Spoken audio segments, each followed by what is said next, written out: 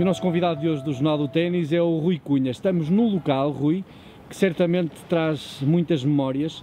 Em 1979 foste campeão nacional sub-16 de singulares e pares, em pares com o Nini Saraiva, com o António Saraiva. Na altura até parece António Saraiva Júnior. António Saraiva Júnior, exatamente. Era António Saraiva também. Muitas saudades desses tempos? Imensas saudades.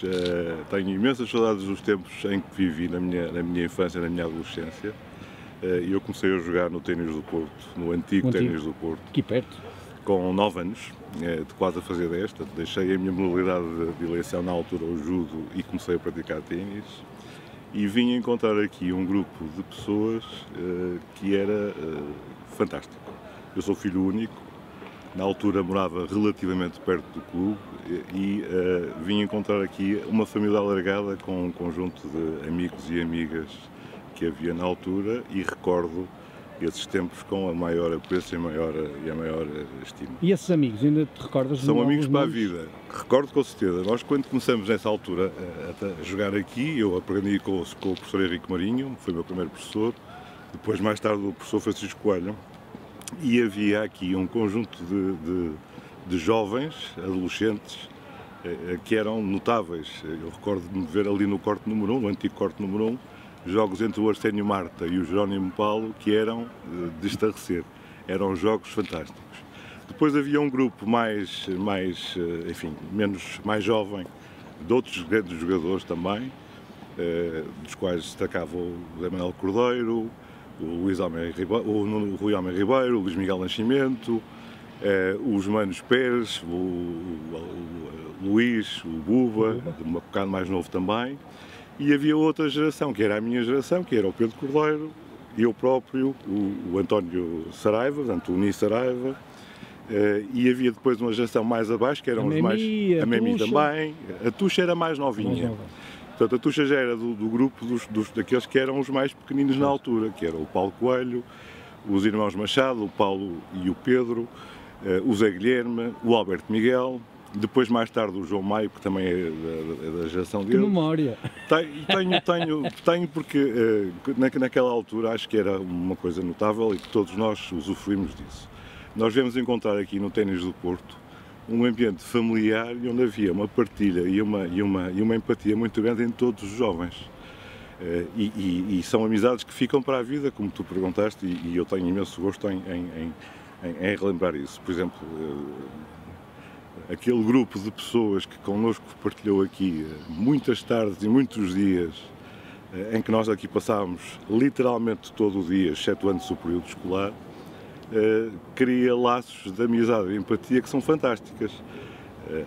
Há bons pares de meses atrás encontrei, por exemplo, o Cenoura, o Luís Aguiar, que era um ótimo também jogador aqui, num contexto completamente diferente, num contexto profissional, e nós fomos encontrar e fizemos uma festa doida, porque de facto, manifestamente, há laços que permanecem no tempo, e outras histórias mais, porque isto não era só um clube de ténis, era mais do que isso, era uma família alargada, e todos nós crescemos e fomos desenvolvendo-nos enquanto seres humanos e formando a nossa personalidade, não só pelo convívio entre todos, mas também pelo contexto em que vivíamos, apoiados nas imensas pessoas de extrema qualidade e com valores muito fortes e marcados que aqui existia. Vou dar um exemplo, por exemplo, que é conhecido. O pai do Sr. Fernando Dias era um senhor de uma educação e de uma cortesia, juntamente com a esposa, que era notável e que nos ajudava também a crescer enquanto pessoas, educando-nos quando era necessário, corrigindo-nos quando era necessário, porque nós também éramos um bocadito malandrecos, fazia parte. Mas recordo esses tempos Há aqui uma pessoa que podemos falar hoje com propriedade. O programa não vai sair hoje, mas eu tenho a certeza que podemos deixar uma mensagem, tanto tu como eu, porque gostamos muito dela e ela hoje faz 60 anos, que é o Pedro Cordeiro. O Pedro Cordeiro, que é meu colega e amigo de longa data, com quem eu tenho um maior apreço, faz hoje 60 anos. Ele seguramente, vou-lhe falar com ele dentro em breve por WhatsApp, e tenho com ele uma relação de amizade profunda, porque nós partilhamos muitas horas juntos.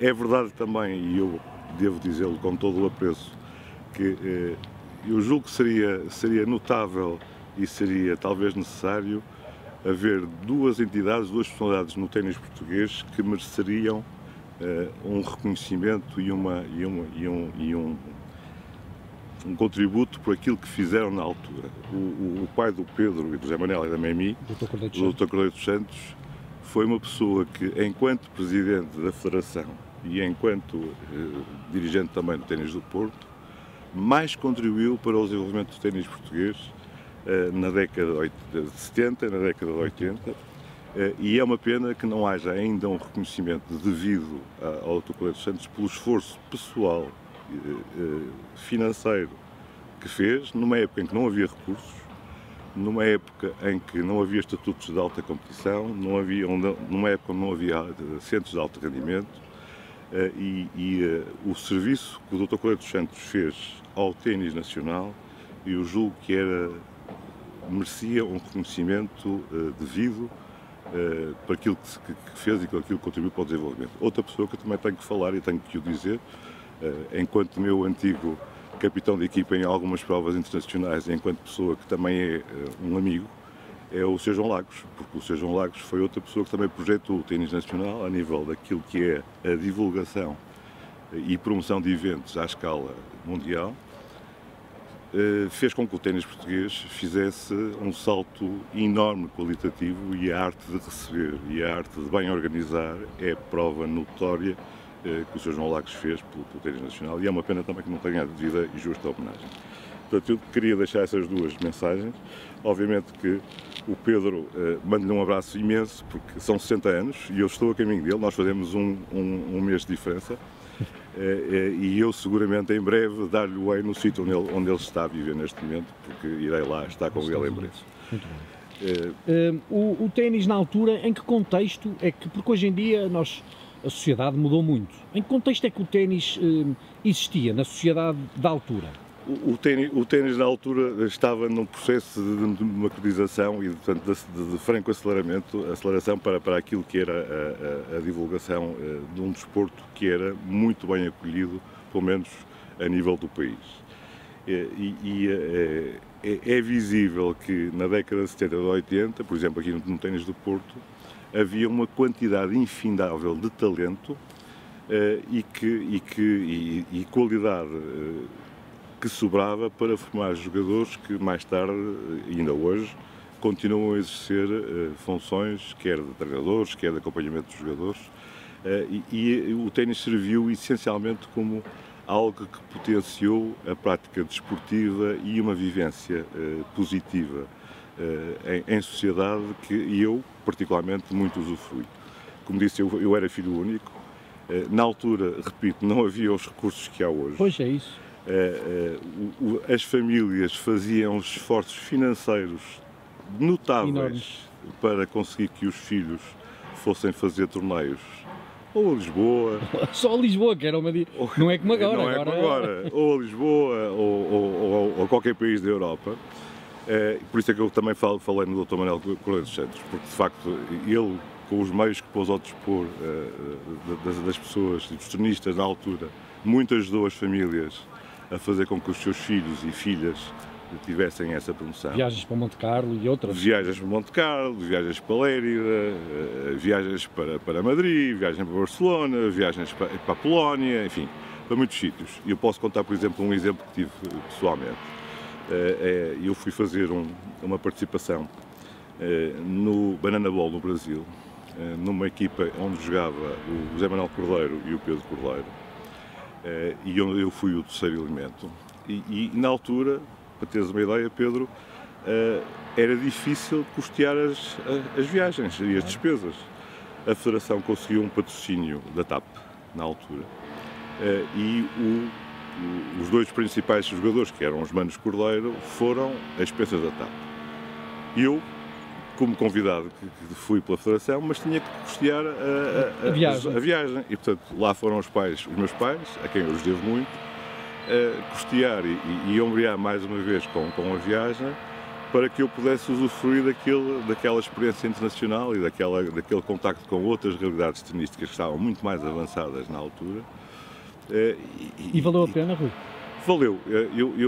Há 3 ou 4 aspectos que eu acho que são notáveis naquilo que... Eu representei 3 clubes de ténis na minha carreira.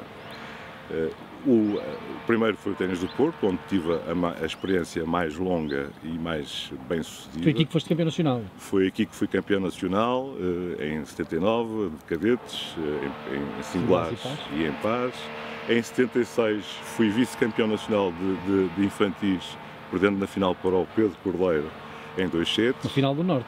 Uma final do Norte, no Sul, no Estádio Nacional, no Jamor, no Centralito, naquele central fantástico que nos mete em respeito, não é? Respeito. Em jornadas de convívio que existiam fantásticas, com o grupo de Lisboa, da minha geração, o Paulo Travassos, o Llorca, o Pedro Llorca, o Soteiro, o Miguel Cabral Moncada, mais velho o Mário Azevedo Gomes, o Miguel Soares talvez, não? O Miguel Soares ainda mais velho, os manos, o Manecas e o Luís.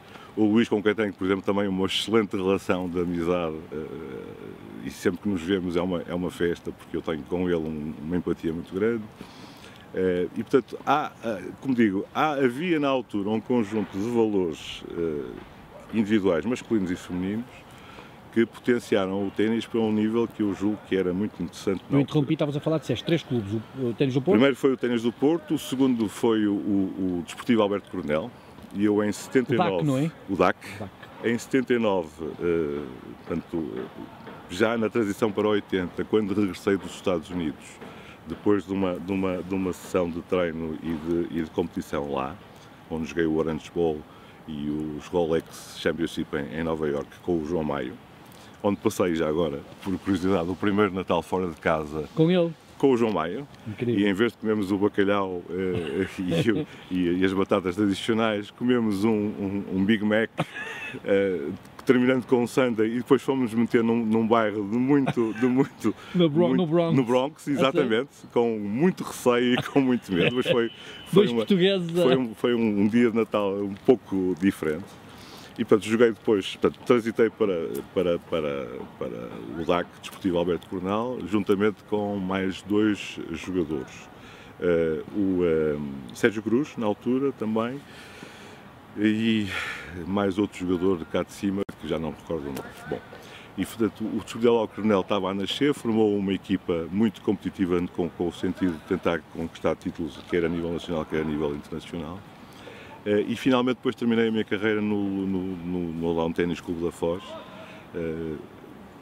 com muita pena minha, porque eu fui confrontado com uma decisão difícil, que julgo que muitos de nós tivemos que tomar na vida, que é, isto é muito bonito, é um desporto fantástico, nós fazemos disto uma vida efetiva, mas chega uma altura em que temos... O ténis é muito caro. E não só, e é preciso cautelar um pouco o futuro. Claro.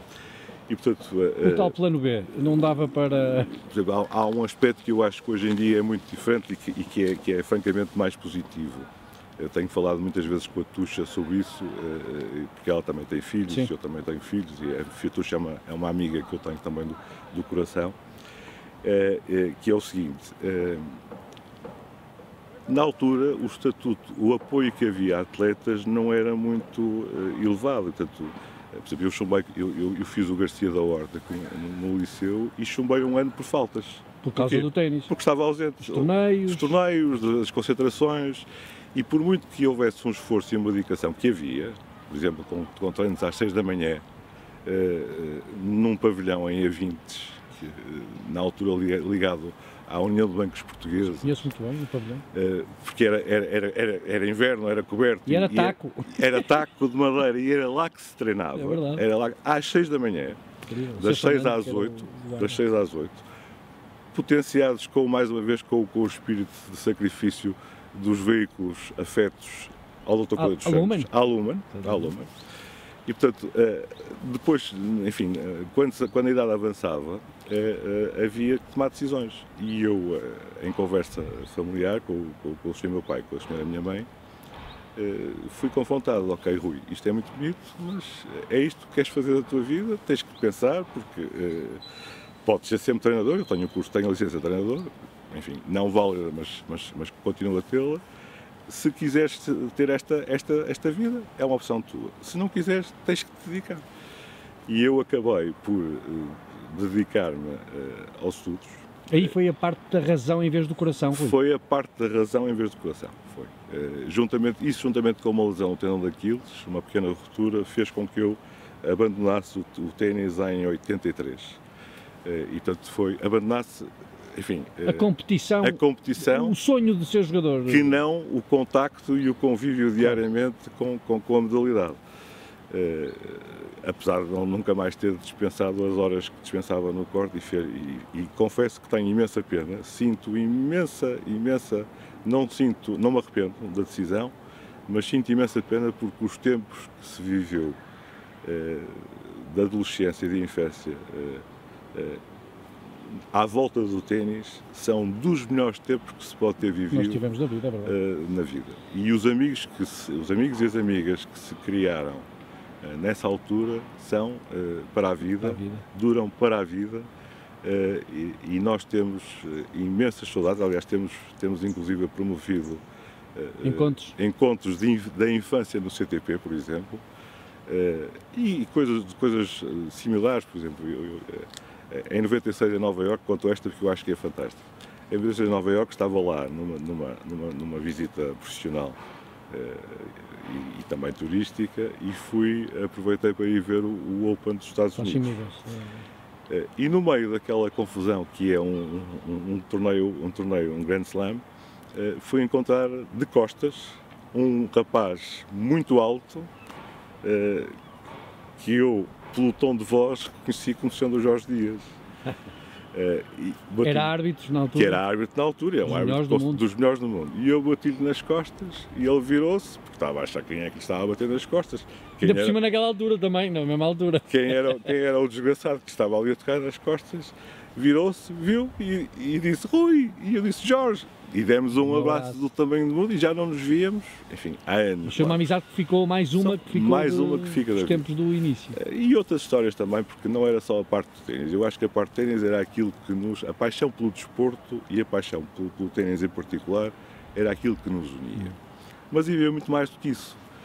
Havia todo um convívio com um núcleo familiar alargado e aprendizagens e histórias de vida que surgiam e que eram notáveis. Por exemplo, na altura eu sempre fui fã de motas e sempre fui, até aos meus 18 anos, até nascer a minha filha praticamente, sempre tive motas. E na altura, enfim, era complicado porque os valores dos motociclos não eram tão acessíveis quanto são hoje. Aqui no clube havia dois senhores, o pai da Adriana Magalhães e o Sr. Moreira da Cunha, que eram também eles fãs de motas. Então os jovens, muitas vezes, aprendiam a andar em motas ensinados pelo pai da Adriana Magalhães e pelo Sr. Moreira da Cunha. Incrível. Porque nos facultavam esse propósito. E, portanto, eu julgo que e depois havia todo um convívio à volta dos encontros que eram, por exemplo, celebrados, quer no Luso, quer em Vidago, que eram fantásticos, onde se encontravam todas as pessoas do Norte e do Sul, enfim, daquilo que era o país tenístico na altura, e que tenho as maiores recordações, as maiores memórias, histórias fantásticas desses tempos e que são para a vida. Rui, olhando para esses tempos, que já temos essa noção, que são tempos que nunca mais vamos esquecer, porque são tempos que nos marcaram positivamente, com as diferenças que existem de material hoje em dia, diferenças de equipamentos, como é que seria o Rui Cunha nos tempos de hoje? Bom. O Rui Cunha, que também tem uma coisa que também me identifico, somos esquerdinos ambos, era uma vantagem, e há muita gente que ainda hoje diz que não gosta de jogar com esquerdinos, mas como é que seria o Rui Cunha, que na altura já tinha sido campeão nacional, hoje em dia com mais meios, melhores equipamentos, melhores raquetes? Não sei, confesso que não sei, porque há uma coisa que eu noto hoje em dia no ténis atual. No ténis atual, disputa-se a uma velocidade e a um ritmo, quer de batida, quer de batimentos, quer de pancadas, totalmente diferente daquilo que era na altura. Eu peço desculpa de interromper e ia dizer outra coisa que ainda outro dia falei com alguém, mais ou menos da nossa altura, e que um ex-jogador, jogador argentino que foi ao top 10 mundial, eu perguntei-lhe, não achas que, também é escardino, não achas que o ténis era mais inteligente, se usava mais a cabeça do que a força? Eu julgo que sim. Aliás, isso é um dos ensinamentos que o ténis me proporcionou, é a capacidade de antecipar cenários e de ver o jogo com uma visão muito própria, que desenvolve características funcionais e de inteligência na vida que eu acho que são notáveis. Mas o ténis na altura era muito mais lento e, portanto, para quem, por exemplo, era um pouco eu era um pouco preguiçoso, eu julgo que, desculpa-me digamos a referência, mas eu acho que tinha alguma vocação. Tinhas mão? Tinha mão, tinha toque. Mas não gostavas de Mas correr, a parte física e nem de correr não era propriamente o meu agrado, por exemplo, ao contrário do Pedro Cordeiro. Sim, já que estamos a falar nisto, por exemplo, a pessoa que mais me marcou em termos de qualidade de ténis, ou aqueles dois principais jogadores que mais me marcaram em termos da qualidade de ténis a nível nacional, é sem dúvida nenhuma o José Manuel Cordeiro. O José Manuel, facilidade o José Manuel tinha um ténis fácil. Ele fazia o que queria da bola. E com uma facilidade notável, o que também, junto à característica que eu julgo que ele também tinha de não tanto trabalhar a parte física, também ajudava. O Pedro era um lutador. O Pedro era constante, era um lutador, era ele e o Cunha Silva eram aqueles mais intensos. O outro jogador que eu também acho que tinha, efetivamente, uma queda natural era o Nuno Marques. Ia-te perguntar isso agora mesmo. O que é que tu achavas se o Nuno Marques não tinha... Era um predestinado também? O Nuno Marques era um predestinado. Mais um escardino? Mais um escardino. Aliás, mas não só, por exemplo, o Freddy. O Freddy, sim. O atual campeão nacional de 50 anos. 50 anos. Era e é escardino, na altura um miúdo com uma habilidade natural incrível. Portanto, havia um conjunto de jogadores a nível nacional fantástico, tinham imensa habilidade, e também a nível internacional. Eu, por exemplo, acho imensa piada, achava imensa piada, para mim, ao melhor tenista de todos os tempos, que é o Roger Federer, e há 2 ou 3 jogadores que me enchem as medidas também por aquilo que é o ténis fácil com que tem. E eu confesso que aprecio muito mais esse lado do ténis fácil do que propriamente aquele lado... Eu também penso assim, mas embora os resultados, gente, claro, os resultados são o que são. E, portanto, eu julgo que se jogasse hoje teria imensa dificuldade em manter o ritmo e provavelmente não teria tido a mesma capacidade de conseguir resultados, porque julgo que o ténis é muito baseado num ritmo muito elevado, com extrema intensidade de pancadas e uma velocidade de bola notavelmente superior. Já sei que os meios e as raquetes são outros. Não nos podemos esquecer que na minha altura as bolas ainda eram brancas. Eu ia dizer isto, porque as bolas eram muito mais pesadas e brancas, porque aliás, uma diferença... Posso-te contar uma história que eu acho curiosa. E caixa de cartão, não era caixa lata. de cartão, exatamente. E acho que é uma história que é engraçada e que se calhar algumas pessoas se lembraram, nomeadamente o próprio. Num daqueles famosos torneios de Vidago, julgo que nos quartos de final do torneio, eu tive um jogo na altura com o Luís Filipe de Lisboa, que era bastante mais velho que eu, mas o torneio era aberto, e ele pela primeira vez, não sei porquê, nem por carga d'água, mas recordo-me disso como se fosse ontem, experimentou algo que era uma encordação dupla de fio de pesca. Porque as regras na altura permitiam essas brincadeiras. Tripa, que era o normal. E então eu fui jogar contra ele e ele jogou com uma encordação dupla de fio de pesca. Portanto, eram 2 cordas sobrepostas que conferiam efeitos à bola que tu não imaginas. Ou seja, não sabias para onde é que a bola ia. Eu passei nem o jogo todo, provavelmente nem ele. E eu recordo, passei o encontro todo, o jogo todo, perdi em 2 sets, fácil, mas passei o jogo todo a correr de um lado para o outro. A perceber para onde é que a bola ia. Porque fosse o top spin que ele dava com a direita, fosse o bola saía. Aquilo era um disparate. Tanto que depois o próprio juiz árbitro da prova, na ronda seguinte, ele ganhou, passou às meias finais, mas na ronda seguinte ele foi proibido de utilizar essa encordação. Devia ter sido antes. Pois, mas foi curioso, porque foi divertidíssimo. Eu recordo-me, passei, digamos, essa jornada toda a correr de um lado para o outro, nem um doido. Mas ainda há questão, não sei, porque confesso-te que o ténis hoje é muito físico, menos tático, não diria menos tático, mas com menos capacidade de antecipar cenários e prever cenários de jogo, é a minha opinião. A vertente física está muito presente, na altura em que eu joguei, se tu não tivesse um trabalho físico tão intenso, podias ter bons resultados. Hoje em dia, seguramente é impensável. Aquilo que eu vejo dos jovens de hoje, eu vejo as irmãs Jorge, vejo. Sim, tem que treinar tem diariamente, tem que fazer físico, tem que fazer técnico bidiário, enfim. É algo que é muito intenso e, portanto, eu julgo que talvez não tivesse conseguido. Rui, vamos outra vez a 79, vamos recuar a 79 e os tempos eram outros, não havia telemóveis, havia os telefones e nós, no centro de estágio, para gastar pouco dinheiro era pegar no telefone, está tudo bem, adeus, e desligávamos o telefone.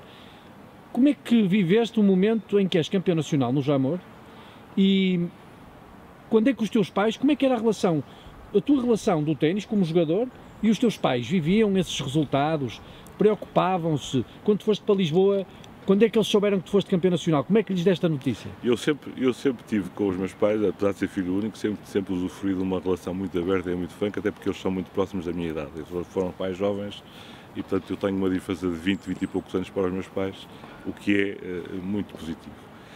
E contrariamente àquilo que é as características próprias de filho único, eu não sou nada, sou muito predisposto para estar a viver a minha vida, fazer as minhas coisas, enfim, e ter aquilo que é alguma independência de tudo isso. Na altura tinha algum receio que eles fossem muitas vezes ver os meus jogos, porque isso pessoalmente afetava-me, questionava-me muito. Não me importava que tivessem imensas pessoas a assistir, a dizer mal ou a dizer bem, mas os pais, a família, aquilo mexia um pouco comigo. E eles sabiam, muitas vezes, que, aliás, eu passava, como digo, passava muitas semanas fora de casa, imenso tempo fora de casa, todos os dias lhes telefonava, ainda hoje é uma prática que eu mantenho e que faço com que os meus descendentes, os meus filhos, façam também hoje comigo e com a mãe, e com os avós também. E dava-lhes as notícias ao fim do dia, mesmo sabendo pela linha fixa que era preciso poupar, porque os impulsos eram caros, era preciso meter a moedinha e os impulsos eram caros, mas dava-lhes a notícia e eles acompanhavam com alguma regularidade aquilo que eram a vivência e os resultados. Confesso que o título na altura de cadetes foi uma coisa que foi muito positiva, mas não foi o que mais me marcou. Eu acho que houve momentos que foram muito mais marcantes, por exemplo, vestir a camisola da Seleção Nacional. Perguntar Nacional. agora, como é que foi? Como é que foi esse... como é que soubeste? Foi depois de teres ganho? Eu já antes tinha tido essa experiência, porque eu joguei europeu de cadetes. E a Borotrá também deves ter jogado. A Borotrá, a João Becker, Taça Galé, a Winter Cup, todos esses conjuntos de provas que havia, que estavam a ser de alguma forma mencionadas, eu já tinha jogado. E confesso que hoje, ainda hoje, é dos momentos que mais me enche de orgulho, que é a honra de representar o país e a honra de vestir a camisola de Portugal e o fato de treino de Portugal. E ouvir o hino. Aliás, o Luís de Sousa, nosso capitão no Europeu de Cadetes em 78,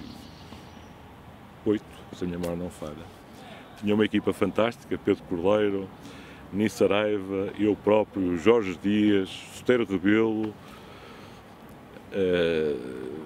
Miguel Cabral Moncada, provavelmente também seguramente na altura, e todos nós tínhamos aliás, no fim do hino, provavelmente havia muitos que estavam a choramingar. Claro. E, portanto, o sentido de missão e a honra que é vestir a camisola é algo que me marca para a vida. É por isso que eu adoro, por exemplo, a Taça Davis.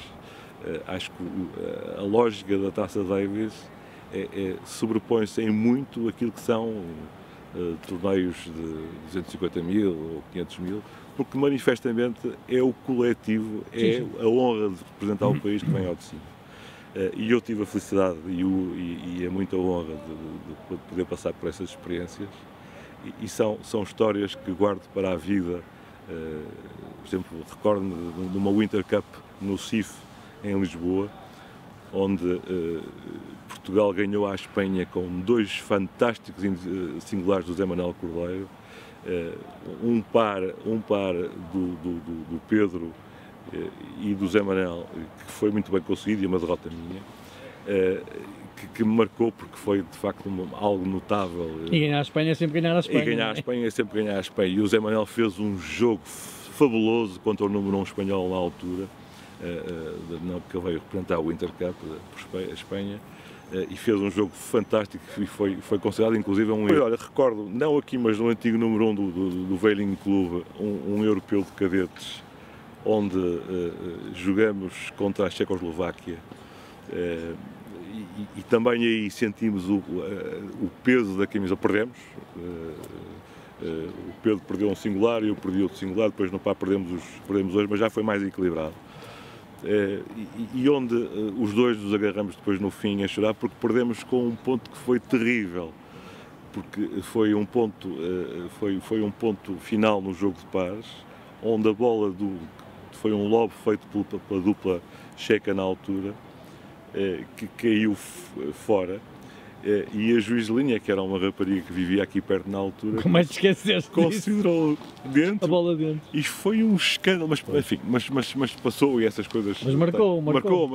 Aliás, todos na altura ainda sabem onde é que ela mora e quem é. E sabemos quem é. E ela passa por ti e nunca mais te esqueces. Essas histórias ficam para a vida. Claro. Mas acho, acima de tudo, acho que aquilo que é o prazer de representar o país é uma coisa notável e que fica para a vida. Oh, Rui, como é que foram, qual é a tua relação com o ténis neste momento? A minha relação com o ténis é uma relação, eu tenho 2 filhos. Além deste saudosismo, claro. Há 5 anos atrás fizeram-me um desafio de jogar o Interclubes de Veteranos.